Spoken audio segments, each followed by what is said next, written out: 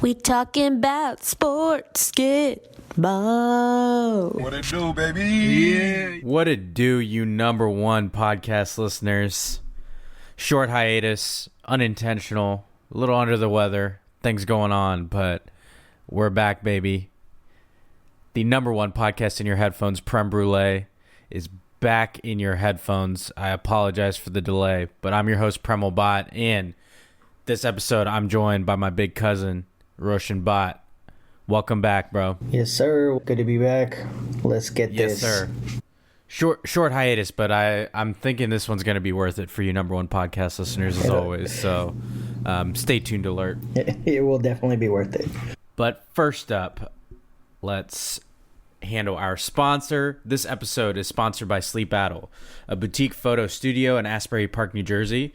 From cinematic stills, unique and classic wedding and elopement photos, even product or commercial photography like you see for the Creme Brulee brand. Sleep Battle is a full-service studio, so visit their Instagram or website at Sleep Battle, that's SLEEPATTLE, or sleepbattle.com, and treat your eyes to something nice. You already know the vibes, number one photographer for the number one podcast in your headphones. Anyway, we are in this now, you number one podcast listeners. Creme Brulee, it's going to be spicier than ever. So, without further ado, let's get started, Rosh. You know the drill. We're going to start with yeah, fam or nah, and I like this word association we've been doing. All right.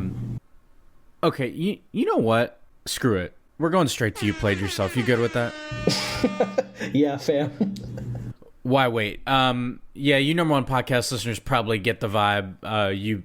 You without a doubt by now know what happened with the Dallas Cowboys. So just a major hint for not too long from now.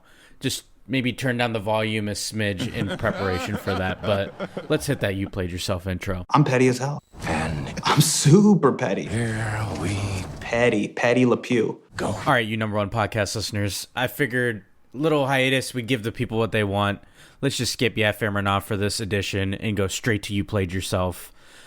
First, You know, it's no coincidence that you took a small hiatus, and the second the Cowboys game wrapped up, I get a text message, and you're like, "Hey man, want to record this week?"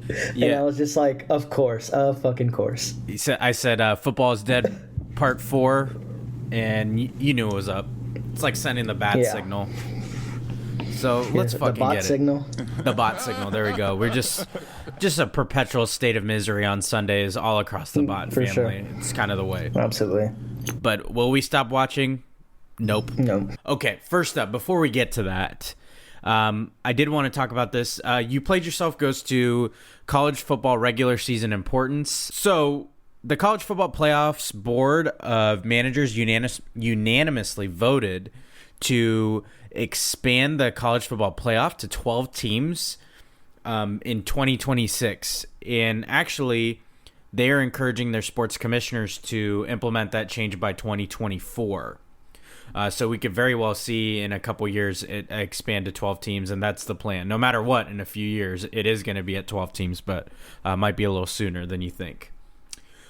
So before I get into the details of why they played themselves, I did want to give kudos because it's kind of a mixed bag with this college football playoff. So this model grants automatic bids to the 6 highest ranked conference champions. And it gives first round buys to the highest ranked 4 champions and completes the field with 6 at-large selections. So again, those 4 highest ranked conference champions will get a bye into the next round. And then the team seeded 5 through 12 will play games at the higher seed site. So the 5 seed will get to essentially decide whether they want to play in their home stadium. They could choose to pick an indoor venue, for example.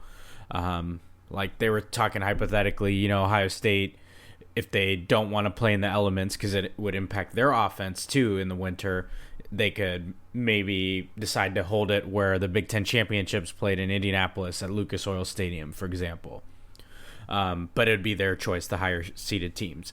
And then the following round would go back into what we're all familiar with. It would have the existing New Year's 6 bowl sites would each host a game basically of more importance. And then 2 of the bowls would get the semifinal the round after that. So kind of similar what everybody was kind of thinking this would be set up as. So that gets into my point of you played yourself here. Based on past years, this means that this will without a doubt put a 3-loss team in the college football playoff. Put them square in there. It could be just one team. There might be a year where there aren't any, of course, but it's very likely that you'll see at least one 3-loss team in there. Because, again, all you need is a conference champion. And if you notice, there were 6 conference champions. There's only 5 Power 5 conferences. So that 6th one could be down, as long as they're ranked, they could be put in. They could have 3 losses. Or one of the Power 5s that wouldn't exactly have been worthy of a college football playoff in the past is going to make it in with potentially 3 losses. Prime example being last year, the Pac-12's champion was Utah. They had 3 losses, so they would have gotten into the college football playoff in this 12-team format. This will, without a doubt, also put less weight on regular season losses because knowing that there are 12 teams in a playoff, you can afford to lose. You're not out of it. For example, we're Ohio State fans. They lost twice. They would have been in the college football playoff last year. It wouldn't have been as dire. Obviously, you never want to lose to the team up north, but just knowing that you could still be competing for it all despite a loss to your rival kind of diminishes it a little bit. Of course, the greatest rivalry in sports, Ohio State versus a team up north isn't going to suffer in anything like that because it's so historic, but you get the vibe that I'm putting out here. Overall, I do love this move. Obviously, money talks, but I would have preferred a 6 or 8 team playoff. I think it still would have added a lot of weight to potential losses. I also think a casualty of this is potentially that teams won't schedule marquee games. I think I've seen both sides of the coin. They could schedule marquee games because a loss wouldn't devastate their season, or they could just say, hey, we want to play for the first round bye. They're going to put us in if we go undefeated, and they could choose not to. Potentially a lot of things at play. We'll see how it pans out. But you played yourself no matter what to the regular season importance of the season by expanding this playoff to 12. I know you're a big college football guy. You got anything to add? A little go Cougs? Or?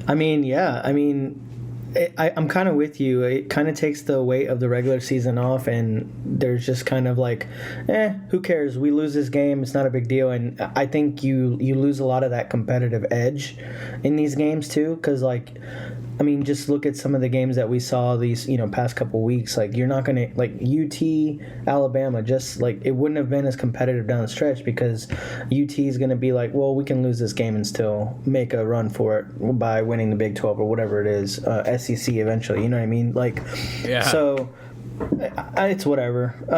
I'm with you. It should have been 8 teams tops. I think 12 is way too much. You're going to see the Cougars in there at some point, maybe. So go figure. But who knows? It'll be cool. They're going to be in a Power 5 conference for sure soon too. Yeah. So, I think nice part of this is it will be cool to see games at home sites in the opening round. Mm-hmm. So basically, Big Ten fans have long awaited getting like an SEC school to have to come up to the Midwest in December and play a game, because the off chances that it happens, it's usually the beginning of the year when weather's nice across the country. So I think this is going to be really appealing. Like, if Ohio State were to be like one of the home sites, 5, 6, 7, 8, seed. Yeah, I would love for them to still put in the shoe. I think they would, because they could pack it with 110,000 where a Lucas Oil Stadium wouldn't fit that many. Yeah. But on that note, I want to transition a little more to You Played Yourself. You Played Yourself goes to Desmond Howard. I think he is, there's some bad ones out there, but I think he is that absolute worst, and I'm using air quotes in this, analyst that there is to offer regarding college football, and especially that ESPN. I don't call for anyone's livelihood, but I seriously don't know how this guy gets to keep his position with his blatant homerism and a sheer lack of awareness. So this man's preseason college football playoff Final Four was the following teams: Texas A&M, Pitt, Baylor, and Michigan. Texas A&M was his predicted champion. The champion. They, mind you, they haven't even won their conference. Haven't even been to the SEC championship anytime.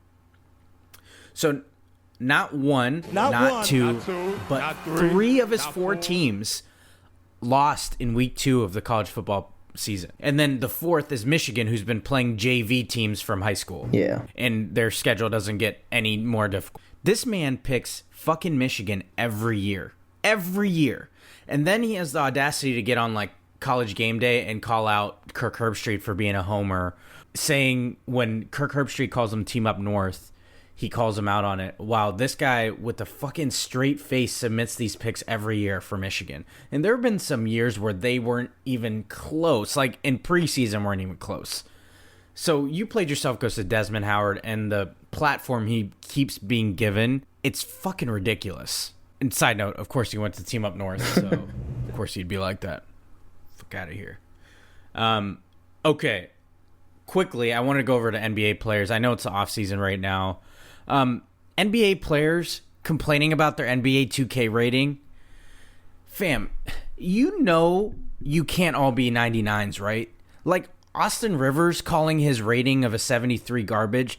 Dude, you're fucking Austin Rivers. I'm sorry to tell you. From the bottom of my heart, I'd like to take this chance to apologize to absolutely nobody. Like, you can't be a 99. You might be a 99 in your head, but then all these guys who hate their ratings are like, game is trash anyway. All right. Yeah, you sound fucking mature. I'm sure you think it's trash. It has nothing to do with how they rated you. Like, God forbid someone not be a 99. I'm of the feeling that I don't think anyone beyond maybe 1 or 2 players should be a 99 in the game, because that inherently devalues the 99. If you're saying 99 is the highest rating, you're essentially calling that player the best.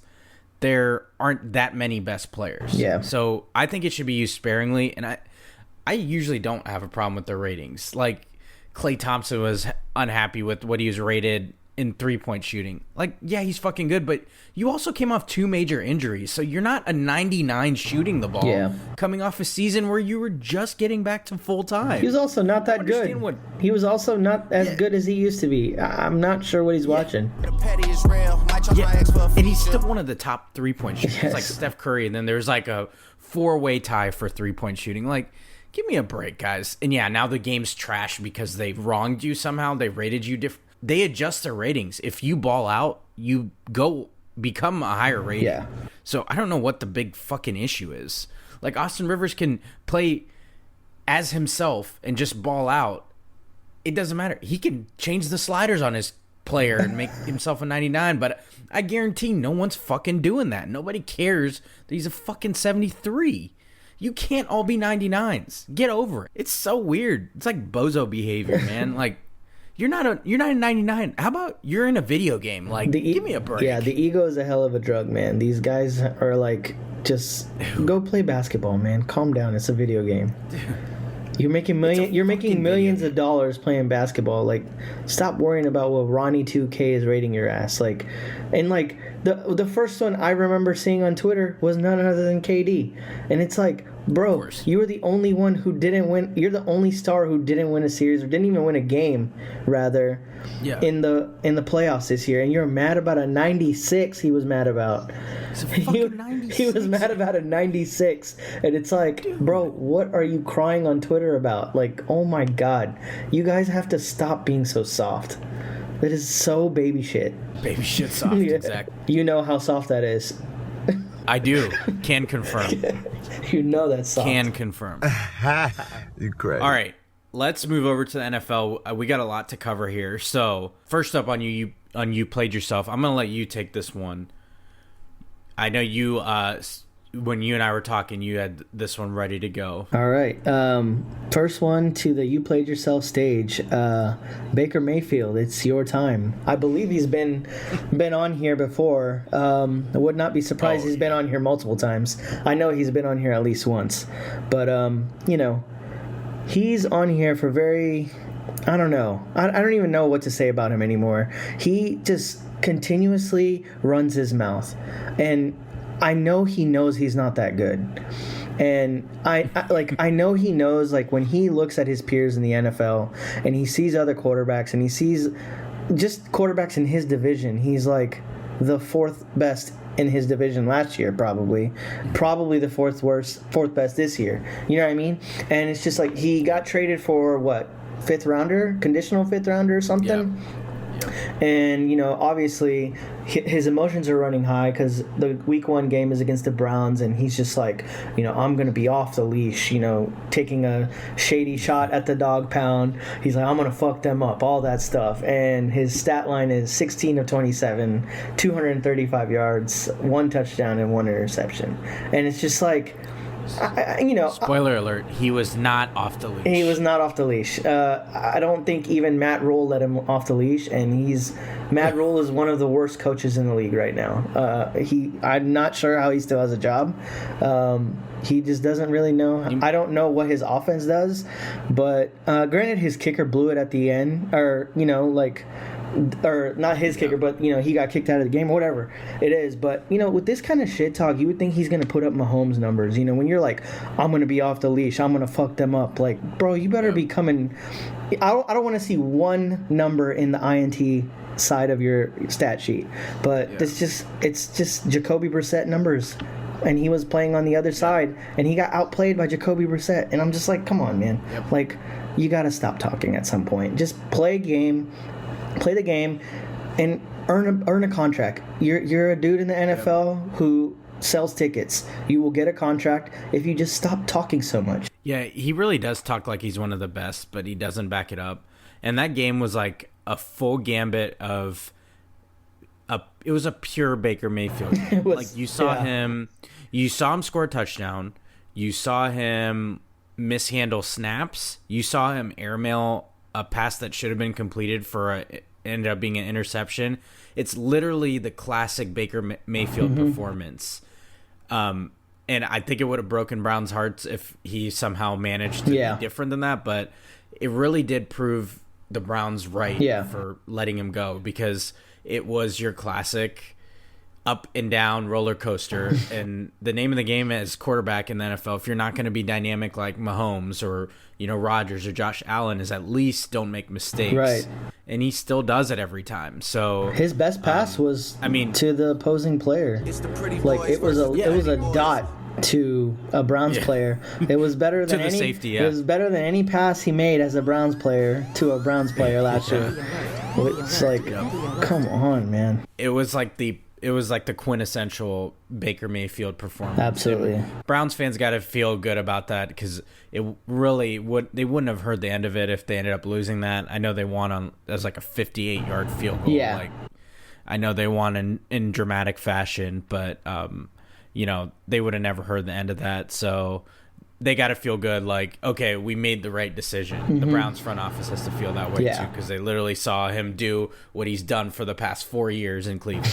Next one's near and dear to your heart too, so I'm gonna let you take that one. I wanna backtrack a couple of words. It's not very near and dear to my heart, but you know, as a Houston Texans former on the fence fan, there's a part of me every year right before the season starts. Obviously, it's been, you know, rough the last couple of years with all the Deshaun shit last year and just having a horrible draft and no draft picks and blah blah blah. We had a pretty solid draft this year. That, you know, Nick Casario did a pretty good job.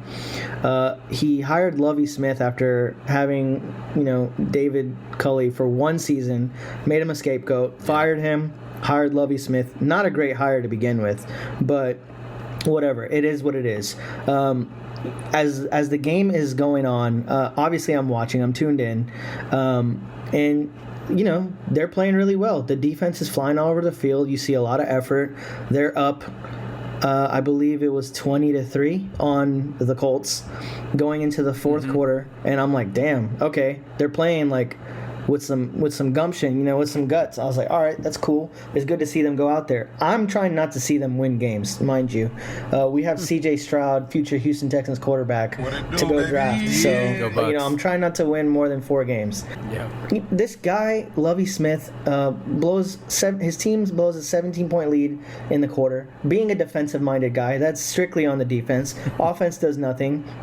And after the game, obviously they tied with the Colts. There was some back and forth about his questionable play calling. They were about at midfield. It was a 4th and 3. Instead of going for it, he decides to punt it. There's less than 30 seconds on the clock. They had a timeout. Couple plays, you're in field goal range, try to kick a field goal, win the game. Your odds are pretty high. You're playing at home, you're indoors. I'd put my money on Kaimi Fairbairn to make a field goal. That's from 50 out. This dude punts it. Or at least if you convert it, then if he misses it, you tie anyway. You tied anyway. So you're back where you wanted to be. And after the game, they asked him about this, and he was just, quote, this is his quote, "There's a lot of football left to go in the season. It's kind of as simple as that. I felt like a tie was better than a potential loss. Defensively, we weren't really stopping them an awful lot at the end." I don't know about you, but I'm pretty sure that coaches aren't supposed to say this. I don't think anyone's supposed to say this at any job they're at. You know, I just didn't want to get fired, so I figured I would just be late instead of getting fired. I don't know what kind of shit that is. Like, you said that in the presser after your first game as a head coach. Mind you, he had to go coach college. He was not in the NFL for some time. He comes back. This is his first game back. Yeah, first game back. And this is the energy you're bringing into the season. I was like, oh, this is why I hated watching the Texans last year. And we're back at square one. And I truly hope they lose, 15 out of 17 games. So Lovie Smith can also get fired, and they can get a real coach. Because that is some crazy bullshit right there. Who plays for a tie? That doesn't spark a lot of confidence in the locker room. Could you imagine hearing that as a player? Yeah. Like, oh, not only are we going to say, I'm going to criticize my defense, but there's a lot of football left to play. And we thought a tie. Never once did he mention winning. He just mentioned a tie Absolutely. versus a loss. Absolutely. Yeah. And, sure enough, he is currently sitting in first place in the AFC South with a 0-0-1 record. That's right. I saw that. Because That's true. The Jags lost and the Titans blew it. So go figure. So, Lovie Smith, enjoy your time, and you played yourself. You might not be back here because I might not be watching any more Texans games, because that was enough for me to be like, oh, fuck, this is why I don't watch this shit anymore. He's just been coaching for so long, he's tired of the coach speak. So he said, no thanks, winning's whatever. I'm just playing to not lose. All right, sick. Yeah. Sick. If you tie every game, at least you didn't lose them. We didn't lose every game. Incredible. Okay, reverse, you played yourself. First up, I'm going to give you the second one. First up, Justin Fields. Reverse, you played yourself. This man came in. They were home underdogs in a very sloppy field at Soldier Field. By the way, Chicago, just get an indoor stadium. Enough's enough. Like, you're not proving anything by being out in the elements. Nobody's enjoying that. That field looked awful to play on. They had to superimpose black lines, the yard markers, because it was so muddy on that field that they all got washed away. Anyway, the Chicago Bears beat the 49ers, and reverse, you played yourself. My guy, Justin Fields, with one of the coldest football pictures ever. That also, pick was by so the way. hard. I don't know if you saw that that was one. So hard. That flexing in the rain, after they won. He was able to beat the team that should have drafted him. If you remember, the 49ers traded up, and that was a year where there were a lot of quarterbacks available, a couple years. And they trade up to the number 3 pick, debating between, Trey Lance and Justin Fields or Mac Jones. They chose Trey Lance. Justin Fields was picked then at 11. Chicago traded up and got him. So love that for him. Got revenge on the team that should have taken him.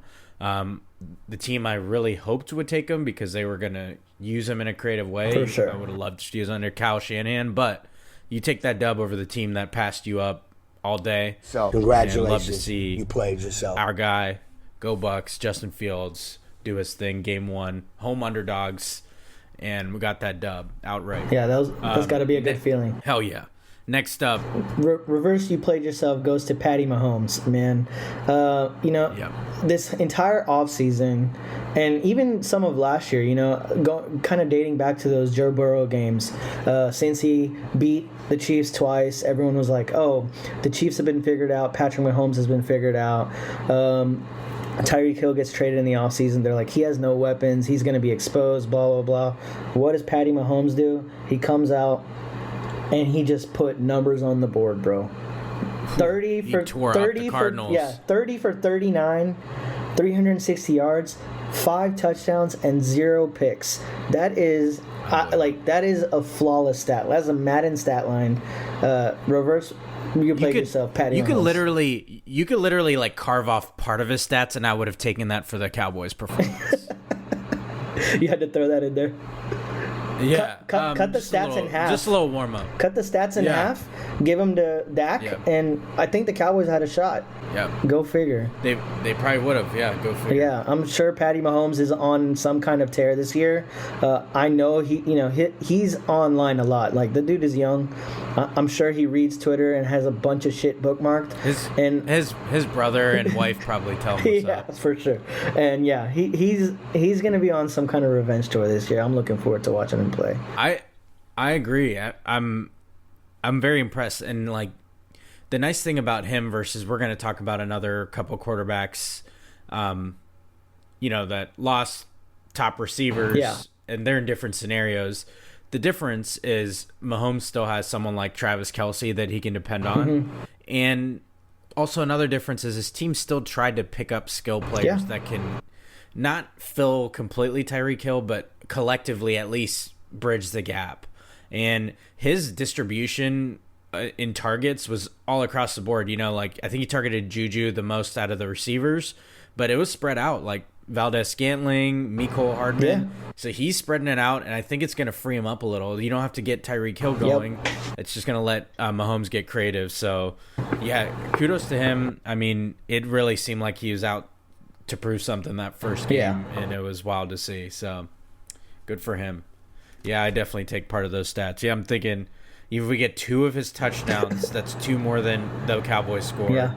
Hell, if we just had 1 of the touchdowns and even like 60 more yards, I would have taken that. Like, we don't even need – he can still keep his 300 game, But unfortunately, we don't get that. All right, Broncos country. Let's ride. Broncos country. Let's ride. Next up, you played yourself to Sierra's husband, Russell Wilson. Yes. This man lost his opening game to his former team in Seattle. They lost 17-16. Worth noting, the team did have some weird clock management, so bonus, you played yourself to their new head coach, Nathaniel Hackett. But they didn't give their $240 million quarterback the ball on a couple goal line situations. They had their 2 running backs fumble at the goal line. I think I heard that it's the first time that a team has had 2 fumbles inside like the 1 yard line in a game ever. So that's less than ideal. It's ironic because, Russell Wilson's most famous like goal line play was they passed instead of ran. Here they ran instead of passed, and none of them worked out. That's a lot of irony for him, yeah. Yeah. And then they had that weird last drive where they had it was a 3rd and 14. Russell Wilson dumps it to Javonte Williams. He gets a good gain of 9. So they have 4th and 5 from, it's around like the 40-yard line. So your 46-yard line, I believe, in Seattle territory. Instead of they had 3 timeouts. Instead of calling a timeout to dial up a play, instead of trying to simulate a quick count to maybe get a penalty and a quick first down, instead of just hurrying up and running a play, they do none of those, let the clock run, and then use a timeout and decide to trot out their field goal kicker for a 64-yarder, acting as if 64 yards is a chip shot. And the kicker ended up missing it. It had distance, but went a little left. That happens when you're kicking 64-yard field goal. Just a weird game for them, like not trusting the quarterback they just invested and paid a shit ton for. And I mean, you kind of love to see it because the Seahawks got their revenge. I think people aren't talking, but it seems like you get the vibe around the Seahawks that Russell Wilson created quite a contentious relationship towards the end. So, it's nice for them, nice for Geno Smith. Geno Smith had an all-time quote, The folks you said had written you off, maybe? What did they say to them? Yeah, they wrote me off. I ain't right back, though. That's the problem. That's pretty. I ain't right back. That's fucking mic drop. That's bars right there. That is bars. We need to put that funk flex. That's called motherfucking bars right there. Yeah. You don't know nothing about that. Yeah, that was hard. And I mean, with Russell Wilson, it's just like all that, all those articles that came out after the fact that he got traded, and like all that diva shit that he was doing, and he wants to be MVP caliber, and he's in basically a power struggle with Pete Carroll or whatever it is, and he's done, tired of scrambling, and you kind of saw that in the game plan. Like, he was like almost doubling down. He's like, he had room to run, he wasn't running, and he's like, no, I'm going to stand in this pocket and force passes and do all this stuff. And it was just a weird game. Like, he looked kind of shaky. I don't think he's made for that kind of smoke. Personally, he just seems kind of like a little too, faith in football for me.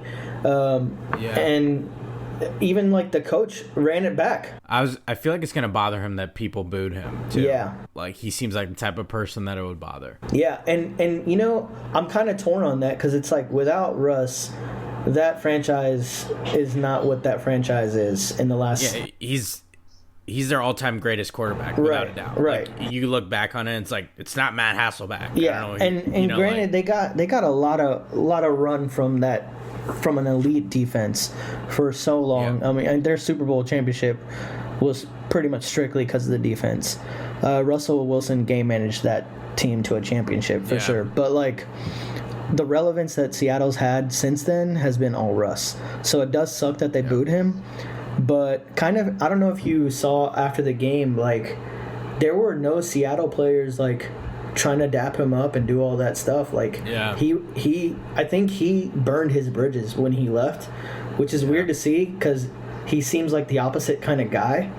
He just doesn't seem like a company man. Yeah, go Hawks. And I just don't really see, like, I don't think he understood the weight of like everything that he's done. But I mean, he made his bed, so go play with the Broncos. And that team is pretty stacked, man. Like, I was thinking about it while he was playing. I was like, they got tight ends, they got hella receivers, they got elite defense, they got 2 running backs. He should be slinging the ball like crazy. No doubt. But yeah, that was probably a tough game for him, but still, you played yourself. You did play yourself. We're not like overreacting. The Broncos aren't like, football isn't dead for Broncos fans. Like, it's gonna be all right, but it kind of does suck to not win that game for his sake. Yeah, Seattle's loving it. I necessarily don't have a problem with you booing him. I think after the fact, you get his curtain call, like his number will get retired, whatever. That'll be their chance to cheer him. But right now, the wound's too fresh. If fans can't boo a player and keep it on the field, that's literally all we ever ask fans to do. For sure. It's when they cross that line and it goes beyond that that we have a problem. So I don't have a problem with them booing him, especially like how unceremoniously he left that franchise. And I will say Seattle's partly culpable. I know he had a no trade clause, but they did try to trade him a couple times. They did. But then he did that like weird shit where he's like, I'm not asking for a trade, but if I were, these were the teams I would waive my no trade clause. Remember all that? Like, it felt like 2 or 3 years worth of that stuff. Yeah. So it was like, it's nice to like close that book, but if you do that, you're at the mercy of the fans. They can boo you if you want. For sure. You won a Super Bowl, probably should have won another one. Marshawn Lynch run away from having 2 of them, but this is their time to boo. And let them live. And bonus, you played yourself to their coach, Nathaniel Hackett. He was in the news. Yeah, maybe we should have gone for it. And it's like, dude, you do not want to hear a new coach say shit like this. Just keep your damn mouth shut and go win the next game. And just shut the hell up. It's because his dumbass made no sense. After the game, they asked him about his decision making. You're putting the hands in the guy you paid a whole shit ton of money. Yep. You're counting on him. He's likely going to get that 4th and 5. I mean, the way he was moving the ball, and Javonte Williams was like running people over. Yeah, that was pretty clean. They could have done like a pick play, and he would have ran somebody over for 5 yards. Yeah. So I think he got caught. Like, it was probably like a nice crash course, because after the game, he made no sense. It was like, oh, we felt better about the chances of winning with the field goal. I'm like, Yeah, but you lost for not. It says welcome to the NFL moment. I mean, whatever. But definitely you played yourself, Nathaniel Hackett. I'm sure he won't make that mistake again. No. Okay, you played yourself. Green Bay Packers. We had to do it. I know they have a feature. You played yourself Hall of Fame member Aaron Rodgers. But this one's for the team. No Devontae Adams. But instead of surrounding your franchise quarterback with talent, you decide, here's a bunch of washed wide receiver 2s and wide receiver 3s and a rookie second rounder. Go for it.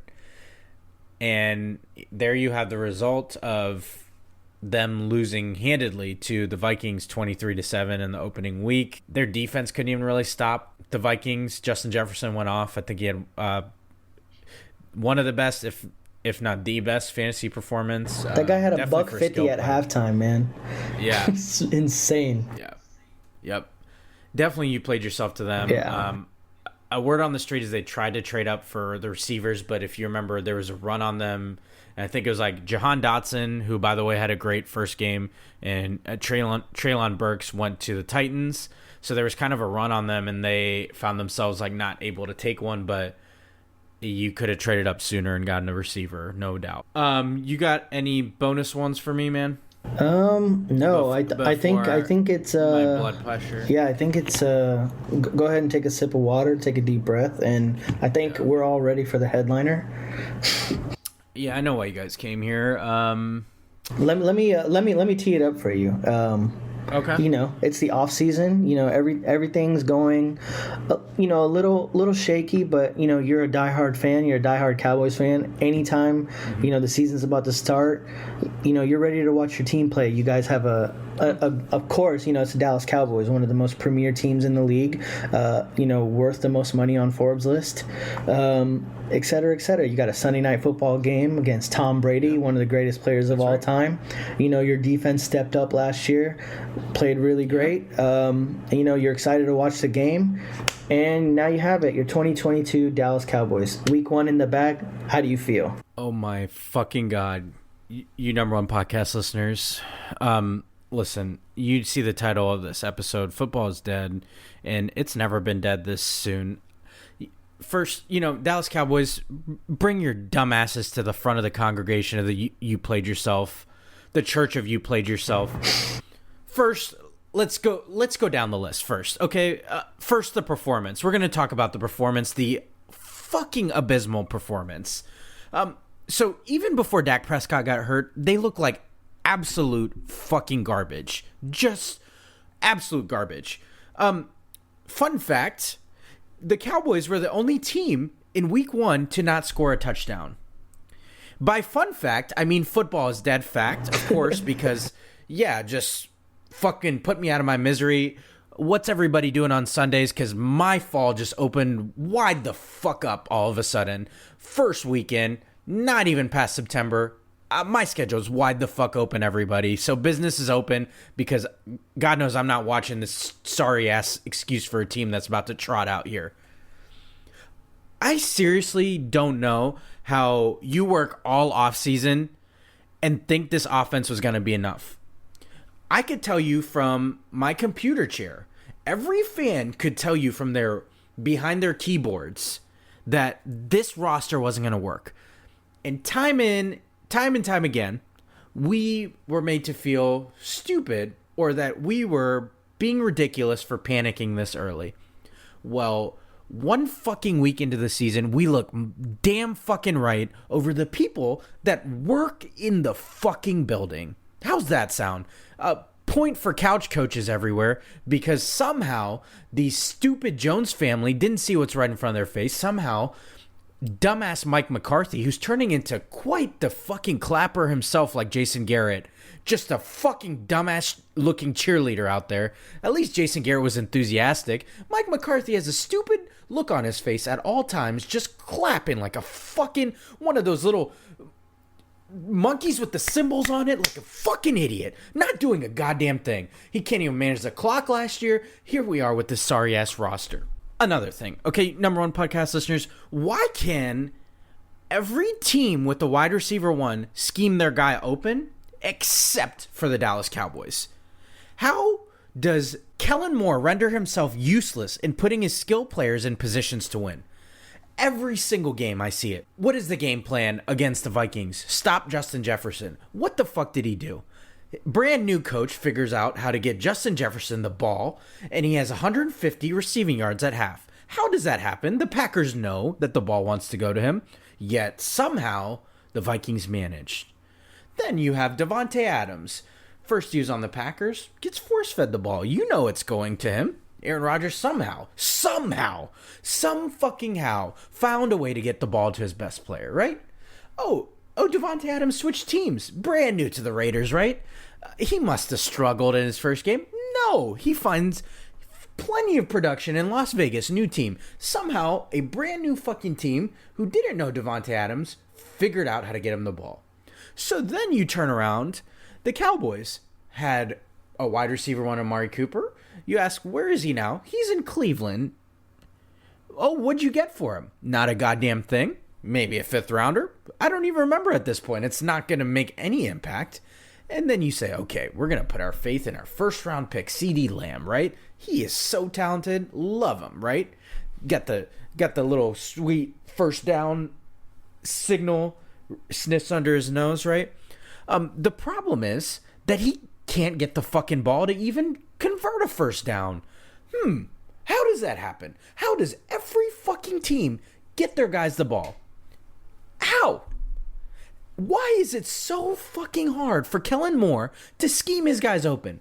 Everybody's figuring out. Use a fucking tape from any fucking team in the league. Any team. Any fucking team. Michael Thomas was out for a fucking whole season. He comes back to scores 2 touchdowns with a brand new quarterback. How does that fucking happen? Why can you not get the ball to CeeDee Lamb? I don't care if you put him in the backfield and hand him the ball. Get the ball to your best players. I'm tired of him. He's throwing to some fucking no-name guys. Some fucking no-name guys.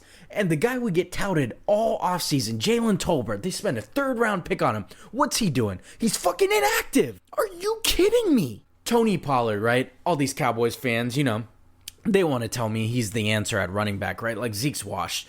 What did they do? They put Tony Pollard in on 3rd downs. That man couldn't find a fucking block to save his life to help out Dak Prescott, right? He missed blocks left and right. I tried to tell you guys, Tony Pollard's good, but he's not the answer for an every down back. He needs to be a tandem. That's how he works the best, and he proved it. I don't know what the Cowboys were thinking. They put him in pass protection instead of arguably the best pass protecting running back I've seen with my 2 eyes. Zeke has put people on the floor. He's so good at blocking. He's done it since college. He takes great pride in it. But a supposedly healthy Zeke couldn't get in on 3rd down to help out Dak Prescott. Who knows? Maybe Dak Prescott wouldn't be hurt if they had a running back helping him out, getting that last block, instead of him hitting a few hands and helmets, and now he's out, right? Cowboys fans, start the fucking mock drafts now, and someone get me Jackson Smith and Jigba photoshopped in a Cowboys uniform. That's where I'm at. I've never done this sooner. I think this is the earliest since 2015. That was the season Tony Romo broke his collarbone twice. The first time he broke it, I think that was the earliest I've looked at mock drafts, just knowing a season's over. Then he came back. They were still in contention. It was like week 2 or 3, right? When he got hurt? Yep. Yeah. So, yeah, I'm on mock drafts pretty much already. And God forbid, Cowboys fans, don't tell yourself that they need to trade for a quarterback. This roster is not good enough. It's just not. We watched all offseason teams that were contenders get even better. People added new free agents. They wanted to get better. The Raiders added Davante Adams. The Chiefs, despite losing Tyreek Hill, tried to do their best adding to their receiver position. You saw the Chargers re-sign Khalil Mack, J.C. Jackson. The Bills went and got Von Miller. The Rams, despite losing OBJ, went and signed Allen Robinson to try to give Cooper Kupp some help. Every contending team went out and tried to do something. The Tampa Bay Bucks, They got Tom Brady back, and yet they still said, you know what? We were thin at receiver. Let's go get fucking Julio Jones and add Russell Gage to our already stacked wide receiver room. Let's do that. Why not? Julio Jones was sitting on his couch. He was there sitting for the on tape. his couch. Yeah. Just sitting there. And the Dallas Cowboys front office tried to fix their mouth and tell us we're trying to contend while they knowingly got worse at multiple position groups. Let's think about it. I've already talked about this. They let Lyle Collins walk for nothing. He's on the Bengals now.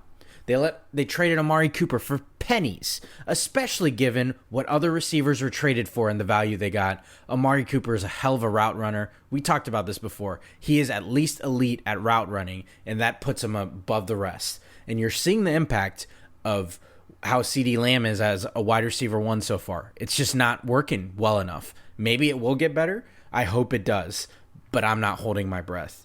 Then they fucked around with Randy Gregory, and he went to the aforementioned Broncos. So his ass is gone. Oh, but okay, we lost Randy Gregory. Von Miller comes out as a free agent and says, I'd love to play for the Cowboys. Easy, right? Just go get him, offer him something fair. He's a Texas boy, too. Texas boy wanted to play for the Cowboys. Yep. Couldn't even offer him something fair. Where does he end up? On the fucking Bills. And how did he do on their opening Thursday night? He absolutely wreaked havoc, and his absence on the other side for the Rams directly impacted their ability to get after the quarterback. Yes. I mean, how could any Cowboys fan not want to hit the panic button throughout this whole time? We all saw it. You tried to tell us you're contenders while you knowingly got worse at some key positions. And then, on top of that, more to the offensive line. So, Tyron Smith gets hurt. What's new for my guy? I mean, it really is time to hang it up. I love Tyron Smith. He's been amazing. He was anchor for this line. He first represented the switch over from the Cowboys offensive line getting dominant. They used the top 10 pick on him. He's been amazing. But this man has not been fully healthy since 2015. 2015. Yeah, it's crazy. So, Tyron Smith gets hurt. You would think, like, since he's been hurt every year since 2015, you would have a contingency plan, a new guy in place. Oh, so they drafted this rookie with their first-round pick, Tyler Smith, because they see him as a future. What do they do with him? This man played mostly right tackle in college, and all offseason, they had been playing him at left guard, not even giving him reps as a backup left tackle. Then Tyron Smith, of course, inevitably gets hurt. So what's their solution? The guy hasn't taken snaps, so let's scramble to put him at left tackle. He did just fine, by the way, in his opening game. Great. Not an indictment on him. He did what he was told to do. But then you let Lyle Collins go, like I said, in favor of a guy, Terrence Steele. Did great last year. This man had 4 penalties by himself. False start after false start. Just out there proving that the Cowboys didn't improve anything in discipline, despite what Mike McCarthy's dumbass tried to tell us that they were working on. Just imagine thinking this was the year for a lineman, again, who hasn't been healthy since 2015, that he was magically going to stay healthy as he gets year after year older. You think he's going to get healthier after his body's been through so much? And then just flat out not addressing the contingency plan, not seeing the writing on the wall that everybody could see. Let's get a left tackle stalwart. Let's go find somebody. No. You count on this hypothetical situation that never fucking happened, Tyron Smith staying healthy, and that's what you roll with. I mean, it's honestly dumbfounding, and it's insulting to fans that you would try to tell us that you're trying to win. You know, you set this up perfectly. They're on the most valuable franchise list every year. I think Jerry Jones is just happy with that crown because all that man cares about is making money. He clearly doesn't give a shit about winning, because if he did, he'd make more moves than re-signing their injured wide receiver Michael Gallup, letting key players walk, and then signing James Washington to like a sub-$1 million contract, who, surprise, surprise, is also hurt right now. You know, Jerry Jones repeatedly also, and this puts a fucking shit bow on everything, right? Jerry Jones repeatedly talks about not being able to afford other players because of Dak's contract. They paid the quarterback. He said in the press, that's what happens when you pay the quarterback. You can't afford to pay other people. Oh, so how are Kansas City and Buffalo managing? Let's take Buffalo. They paid Josh Allen $258 million.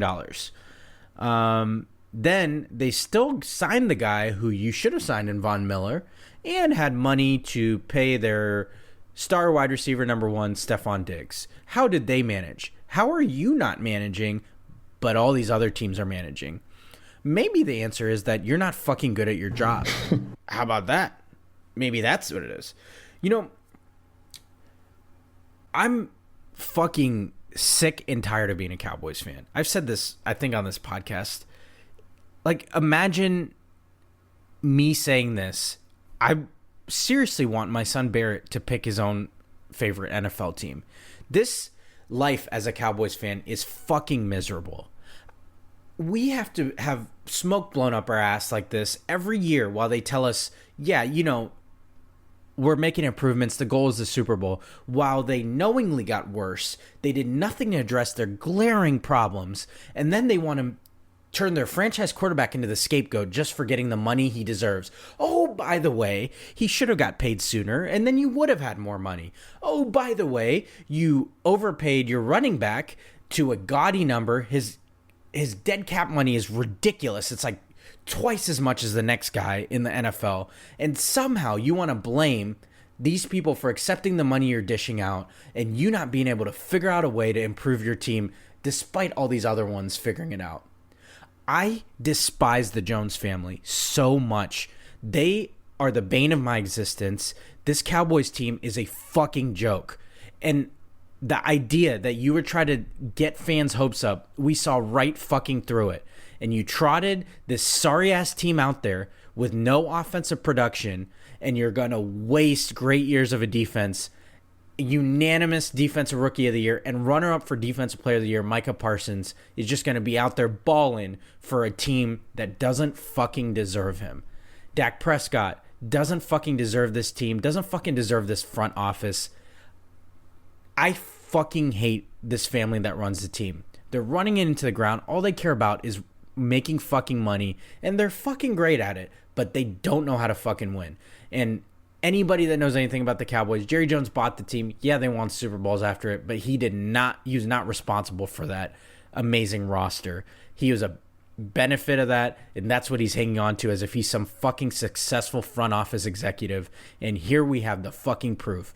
Me saying football is dead after 1 week of sorry-ass, stupid football. I really waited all fucking day to watch that sorry product on the field. Every dumbass team found a way to score a touchdown.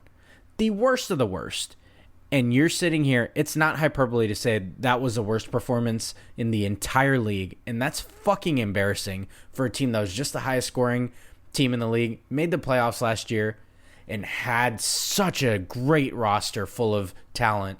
And they decided not to run it back, but actively get worse. And then try to act like we didn't see right through them. I fucking hate this team. I despise being a Cowboys fan. I fucking hate it. This team fucking blows, and I just hope that the rest of the players stay healthy because they don't deserve to get hurt like Dak does. And I hope to God they don't subject another quarterback to this shit. Just let the season ride out into oblivion because this team fucking sucks, and I'd rather have the top 10 pick because at least their draft department is solid and they'll get some good players that they can't mess up for another 4 or 5 years at least. And then it'll start that cycle fucking over again where they waste this talent and let the good ones go, sign the weird ones, and try to tell us that this is a contending team because it's fucking not. This team fucking blows. The front office blows worse, and I'm the fucking clown that sits there and watches it every year. I don't know which one's worse, but fuck this team. Fuck this season. Football is dead. Who wants to do something on a fucking Sunday? Thank you. That was very good. Now, I am going to rub salt in your wounds because there's a few points I want to make too, because it's so weird to see a playoff team come out with that performance. And like teams lay eggs all the time. They have duds, like Green Bay, perfect example. There's no way they're going to suck all year. It's Aaron Rodgers. People can write what they want about Aaron Rodgers. He's going to ball out at some point. They are not going to suck. They'll probably still make the playoffs. That division is not that good. Yep. But it's weird to see a playoff team put up that performance and then have a consensus reaction from pretty much analysts, fans, everybody being like, yeah, Cowboys are going to be in the top 5 pick. If they can, like, if Dak doesn't come back. And that's another thing. Jerry Jones is like on the news, being like obviously wanting more headlines, being like, Dak's going to be back in 4 weeks. They're wasting that roster false spot. Hope. Yeah, roster spot. They could bring in someone else. Poor fucking Cooper Rush is going to go out there, get fucking blindsided all the time. And it's crazy. Like, I liked when we were talking to our cousin Sonny, he's like, the Super Bowl for the Jones family is the Forbes list every year. And I was like, you nailed it. That's it. That's all they care about. Yeah, and I was curious, just thinking of that, I was like, I wonder what Cowboys fans are thinking other than you. So I got curious, and I was like, I was looking at their schedule to see what their bye week was. It's week 9. But I was also, when I looked it up, it shows me the ticket prices on the side. Every single home game is available right now for under $60, just for the record. $60. And you have away games against the Rams starting at $190. Away games at Eagles starting at $175. At Green Bay Packers starting at $275. Like, they're a hot ticket, just not in Dallas. That's because you built this fucking sorry-ass product and people enjoy seeing you lose. Yeah. And that's what you've created. You've created this, like, false empire that isn't an empire. It's an empire of absolute dog shit. Clown school. And people enjoy seeing you... Yeah, people enjoy seeing you fucking lose. Yeah. And part of that is this stupid-ass family that trots out and tries to convince us that they're somehow going to win this year when they get fucking worse year in, year out. I want to know what it's like. I want to know what it's like to know my favorite NFL team has a legitimate chance at success. The Cowboys are absolutely allergic to prosperity. I talked about this before. After their playoff loss, there's something higher at stake, and it sounds stupid, but the only answer I have is that the common denominator is the Jones family. Absolutely allergic to prosperity, that entire franchise. Yeah. But the difference with this roster this year is that they don't even need to mess up here. It's over before it even began. Yeah. They can't even choke anything away because it's already done. The fork is in them. Like, it's already there. Completely shit after week 1. And that's saying a lot. There's a lot of factors at play to consider a team DOA after week 1, and they managed to do it. They were successful at that, to absolutely shatter my hope for a season in 1 week. That's record time for the Jones family, so kudos to them. Yeah. I really want to know what it's like to think my NFL team has a legitimate chance. Like, what is it like, Tom Brady fans or Buffalo Bills fans? Or all 3 of you LA Rams fans. Like, what is that like to know your team is actually trying to do everything to win, and not actively trying to fuck with your psyche and your mental health every week and try to get you to tune into a sorry-ass product? I want to experience it once, and I don't think it's going to happen in my lifetime. So, I don't either. Maybe you number 1 podcast listeners that are fans of actually competent teams can let me know how it feels. I'll live vicariously through you. Yeah. And back to your son Barrett. I would too like him to choose a team of his own, because as parents, the thing we need to do is to break generational trauma and generational curses. Yeah. And you're right. Your dad has, unbeknownst to him, put a lifetime of curses upon you by making you a Dallas Cowboys fan. My dad got to experience those Super Bowls. Yeah, he was there. He was living enjoyed in Texas it during those. Yeah.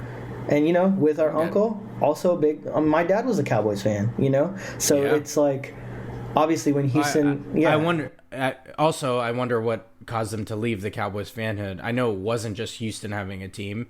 Maybe it had to do with one fucking Jerry Jones. Yeah. Just like every other fan that used to be a fan of the Cowboys. No doubt. One line of demarcation was when Jones took over the team. Yeah, I definitely propose you guys make yourselves free agents and make things work out for yourself, because it's hard to watch. Yep, good for entertainment. Hopefully you enjoyed that. Your number one podcast. I did. I do it for you. I did. Yeah. Okay, now let's move on to who you got and what you feeling, man. Now that I let my blood pressure return to normal.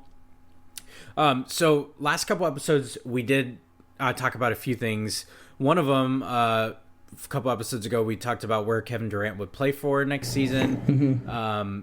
And obviously we have a result because they worked out their issues. Kind of lame after all that drama that we have an anticlimactic King Snake Kevin Durant's just back on the Nets, or nickname to be determined. So he's back on the Nets. I think we all kind of talked about that as an option because it's going to be hard to move him. So wanted to put a bow on that. We did a contender and pretender and MLB version. I'm superstitious, so we don't want to update that just yet. We'll wait till the playoffs and see what goes down. But there's some interesting teams that are kind of faltering that, you and I both love to see have that happen too. I'm not very superstitious anymore. The Yankees lose. Lose. Fuck that, man. Okay, this week I liked your idea. You thought this one up, so I thought it'd be a fun game to play. I wanted to keep up with our theme of this episode, Football is Dead. So Okay. I'm going to give you a few scenarios, All right. and you tell me for them if football is dead or it's not dead. Basically, like, should you be worried or not? Okay. So first up, and this is all after week 1 performances. All right, first up, Joe Burrow's turnover. Joe Burrow, go Bucks, had 4 interceptions. He fumbled twice, lost 1. And despite having 338 yards passing, he had just a 42.1 QB rate. Is football dead? If football is dead or not dead for Joe Burrow and the Bengals? I think football is not dead for Joe Burrow and the Bengals. I think I they're agree. feeling a little bit of a Super Bowl hangover. That's usually a thing. Yeah. We'll say that's a thing. They also played a very stout defense. Yeah, Joe Shiesty, man, he's going to come back. He'll be fine. I don't see it. I agree. In fact, they're playing the Cowboys this week, so they'll be 1-1. Yeah, it should be a nice tune-up game for them and the boys. They'll be all right. Yeah, I mean, they still had a chance to win that game despite all those turnovers. Yeah, he which is had wild. 5 turnovers, and they had 2 chances to actually put the game away. They should have won that game. The kicker blew it, so...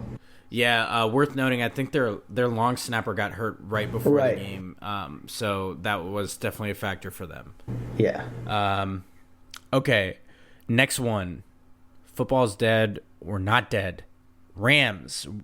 They were blown out on opening night, 31-10. Do they potentially have second wide receiver issues? Allen Robinson didn't seem like he's on the same page with Stafford yet. Their running back production was weird. Cam Akers didn't play till the second quarter, despite him being touted as the guy. McVay had kind of like called him out publicly, something to do with his effort. No Von Miller was definitely felt like we talked about earlier. You didn't hear Aaron Donald's name called as much, and I think that's a direct result of not having complimentary defense alignment. Yeah. And Jalen Ramsey had, I'm pretty sure this is the case, he had the worst game of his career. He got cooked all game. Yeah. I ain't gonna lie, I'm getting cooked. Yeah. Yeah, he didn't look like him. It looked like the monster stole his talent. So, football's dead or not dead? Rams. Rams, I think football's dead for them. I think they're... Really? Yes, I think their issues are bigger than they seem. The second wide receiver, I don't think Allen Robinson is that good. I don't think he was going to fill anything. But more importantly, if Stafford's elbow was really bothering him, That's not going to go away anytime soon. Their running backs are less than favorable. Their defense is not going to be as good. Jalen Ramsey will be fine. Aaron Donald will be fine. But I think one of the biggest reasons Aaron Donald came back was because of that paycheck they gave him. So I know he couldn't leave that money on the table. I know he wanted to retire.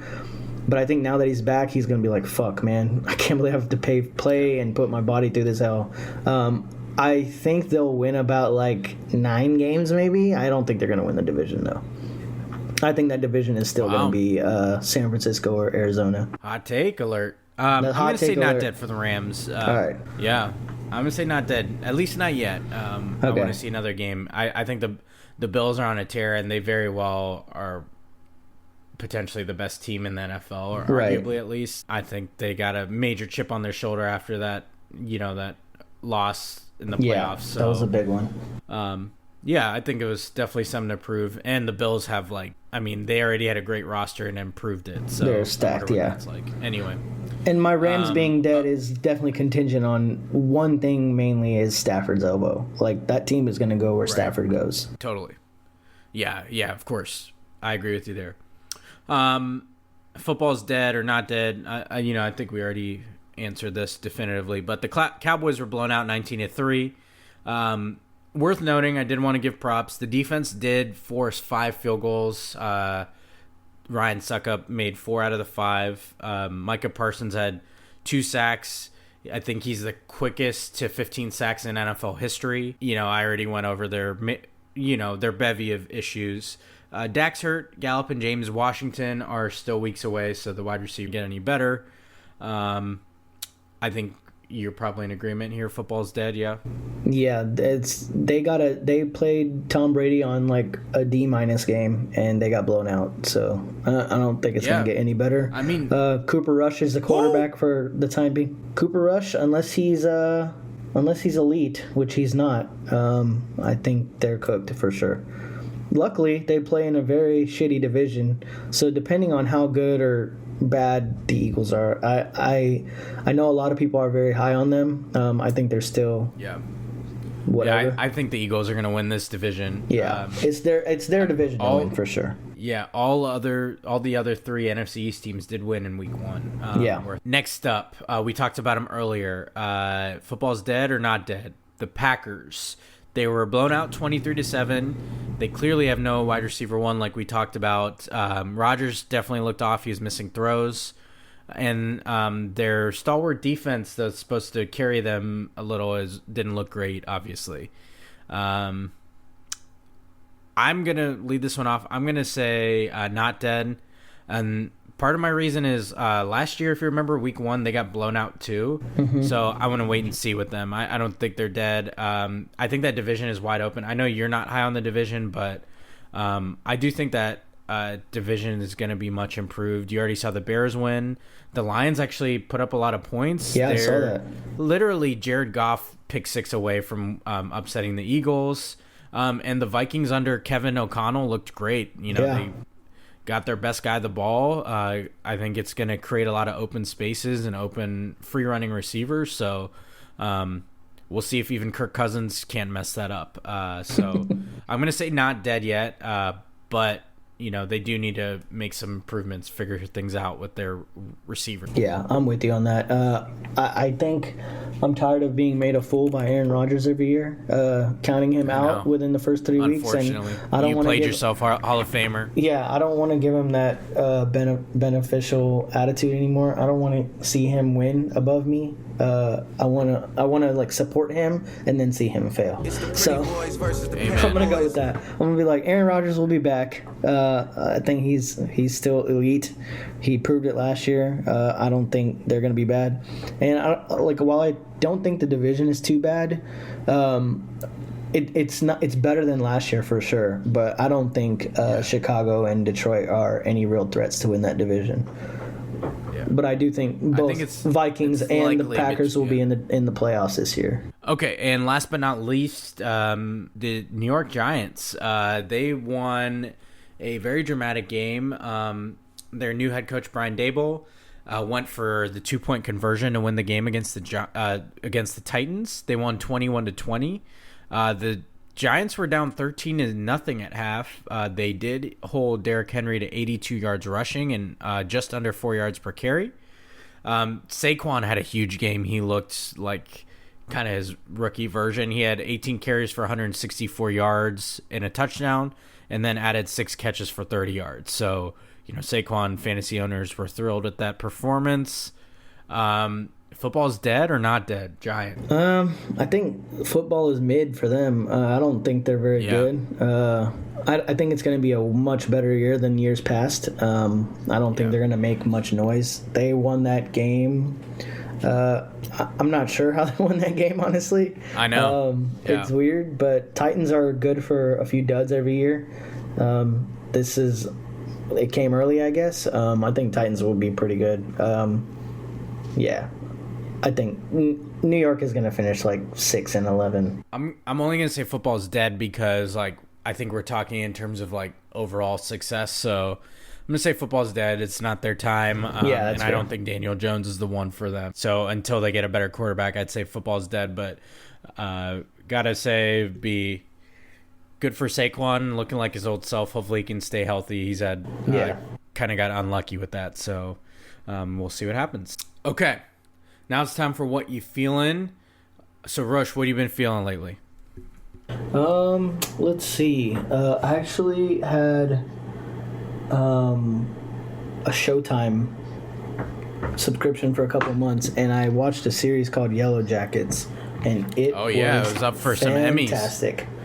That was great. I took it off a recommendation. I watched it. I flew through it in 2.5 days. I don't think I've watched a series that fast. It's kind of old. I think it ended in January. But living in Austin, the summer's kind of winding down, but I've had a few visitors come in from Houston, so we have some friends coming in this weekend. My boy Sanch came in last weekend, and I'm not telling him, but the only reason I'm talking about him is because I've got on his ass for not listening to Creme Brulee, and I'm mentioning him by name on podcast to see if he reports back to me. Wow. And if he doesn't, I'm going to hang that shit over his head in true petty fashion. So, amen. Sanch, this is for you, bro. If you don't listen to this, you a hoe. Don't ever play yourself, man. Don't Big ever play yourself, Sanch. All right, yeah. What you got, man? All right, so I recently had the honor of taking my father-in-law to his first hip-hop concert, which is pretty dope. Yes. So I call him Dad. So Dad's a big classic rock fan. So he goes to concerts regularly, but had never been to a hip-hop concert this whole time. So kind of cool getting to take someone to their first hip-hop concert. I've had that honor for a couple of friends, but this is first family member I've had that chance to do for. And we saw a hell of a show. It was Kendrick Lamar's Big Steppers tour, so it was a great place to start. And he enjoyed himself. Thought Kendrick was awesome. So it's all you can ask for is a cool experience. And our guy, Sonny Bott, visited Ohio. So obviously Sonny's a past co-host of Creme Brulee, so shout out him. But Sonny came and surprised my brother Vish and sister-in-law Jackie for my nephew Calvin's first birthday. So I talked about this, but I truly don't think he'll ever know how much it meant for him to do that, represent our family and come for that. He got to meet my son and obviously Calvin for his first birthday. So love to Sonny. And shout out to, our nephew Calvi for turning 1. Yes, sir. He's already 1. It's wild. Young Kings, man. Time's flying by. Yeah. But yeah, that's what I'm feeling lately. This was an easy one because these are the types of things as I'm getting more washed and emotional in tune with my feelings. Yeah, it gets me for sure. Gives me the good kind of goosebumps. No doubt. Makes you feel good. So shout out Sonny for that and getting some quality time with him here in Ohio. Yeah, he came at a good time. Before it either gets too cold. He's used to warmth, obviously, but for sure. The cold's a different story. Okay. While we're talking about him, I think at some point, maybe by the time the season's over, we're gonna have a year in review for the Dallas Cowboy episode on Creme Brulee or something and have both of y'all chat. I can moderate the whole thing, and I'll come up with questions for you guys to answer, and we can do something fun out of it. We'll brainstorm on this. Okay, we're gonna do a year in review. It'll probably happen around October because that'll be definitely around the time the year will be over anyway for them. So yeah, stay tuned for that. That's a great idea. I love that. Yeah. Yeah, and the only reason I was saying that is to like make us a little accountable for what we're saying on here and being like, all right, we gotta hold ourselves to this shit. Yeah, it'll be the saddest episode you guys ever watch, and you'll be entertained because we'll put some emotional warnings. Yeah, one Cowboys fan crying about their franchise. Let's add another one. Amen. Anyway, you know we like to wrap up each episode. Too much sense, so let's hit that intro, baby. Okay, you number one podcast listeners, my too much sense for this week is more of like a little warning. So I don't know who needs to hear this, but those folks that use this type of quote conflict resolution, we don't need to talk about this anymore. Again, I don't know who needs to hear this, but that's not a solution to working out a problem or conflict. All you're doing is sweeping it under the rug, and you can't truly heal or work out a problem that you won't even face yourself. So keep that in mind. It's hard to do, but don't just try to move on from something you haven't addressed. That's my too much sense for this week. It's pretty solid. It's like one of your more aggressive too much sense, but I'm into it. That resonates with me for sure. Probably leftover from the Football is Dead, so apologize for the harshness, but somebody needs to hear it. Yeah, for sure. All right, you number one podcast listeners, that does it for the 4th edition ever of Football is Dead, the earliest in the football season that it's ever been, but here we are. You number one podcast listeners, I can't thank you enough. You make doing these Prem Brulee episodes fun and make it worth it, so I just want to say I appreciate you. As always, please continue to share, subscribe, tell a friend to tell a friend, keep people accountable like Sanch, see if he's actually listening, that sort of thing. Quiz people on the episode, see if they actually caught it. That's a good way to keep people accountable and keep people as their number one podcast in your headphones status, because you don't want to lose that, last thing you want to do. So that does it for this brand new edition of Prem Brulee. I've been your host, Premal Bhatt. That's Roshan Bhatt. And thank you as always. We'll talk to you next time. Yes, sir. Peace. I'm fucking sick and tired of being a Cowboys fan.